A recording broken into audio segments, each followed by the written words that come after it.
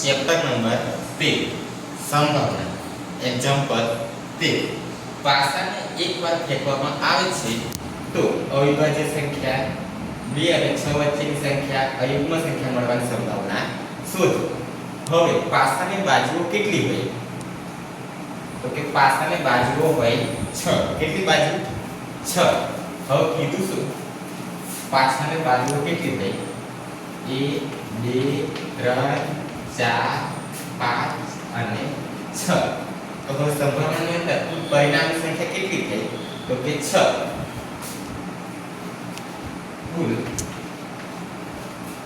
પરિણામની સંખ્યા 6 છે. હવે કીધું છું અવિભાજ્ય સંખ્યાની સંભાવના શોધો. હવે નંબર 1 ઘટના E. શું કીધું? નંબર 1 અવિભાજ્ય સંખ્યાની સંભાવના શોધો. અવિભાજ્ય સંખ્યા. હવે અવિભાજ્ય સંખ્યા કઈ કઈ આવે? આમ ક્યાં ચાલે? 2 3 અને 5. કઈ કઈ? 2 3 અને 5. તો કુલ સંભાવનાના પરિણામ ઘટનાના પરિણામ કેટલા થાય? 3. તો લખવાનું ઘટના E ના પરિણામ 3 છે. તેથી P of A બરાબર 3/6. 3 દુ 6. 3 3 ગઈ, બાકી શું રહેશે? પર કઈ નાખે તો 1 સમજવાનું અને નીચે 2. તો P of A બરાબર 1/2. ક્લિયર? નંબર 2 ઘટના નંબર ઘટના B.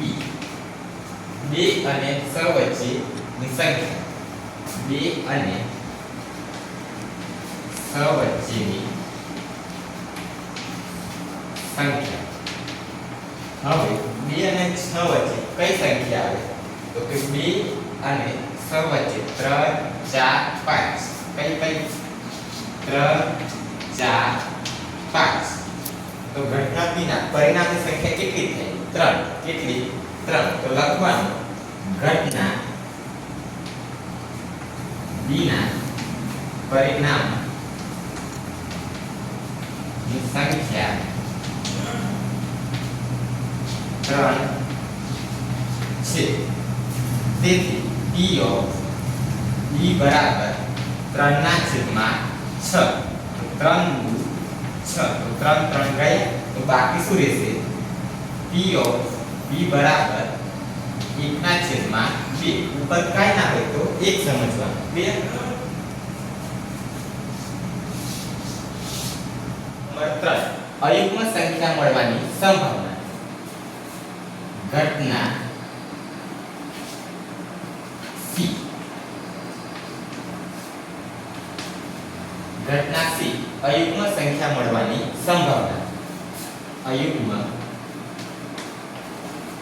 સંખ્યા મળવાની સંભાવના. હવે 1 થી 6 ની અંદર અયુગ્મ સંખ્યા કઈ કઈ આવે? તો કે 3 અને 5. કઈ કઈ? 3 અને 5. બે કેવી સંખ્યા? અવિભાજ્ય. એટલે 2 નહીં આવે, 1 બી નહીં આવે. 3 અને 5. તો 3 અને 5. તો ટોટલ અંક કેટલા થાય? 2. તો કુલ ઘટના C ના પરિણામ 2 છે. તેથી P of C બરાબર 2/6. 3 દુ 6. 2 2 ગયા, તો P of C c બરાબર 1/3 ક્લિયર।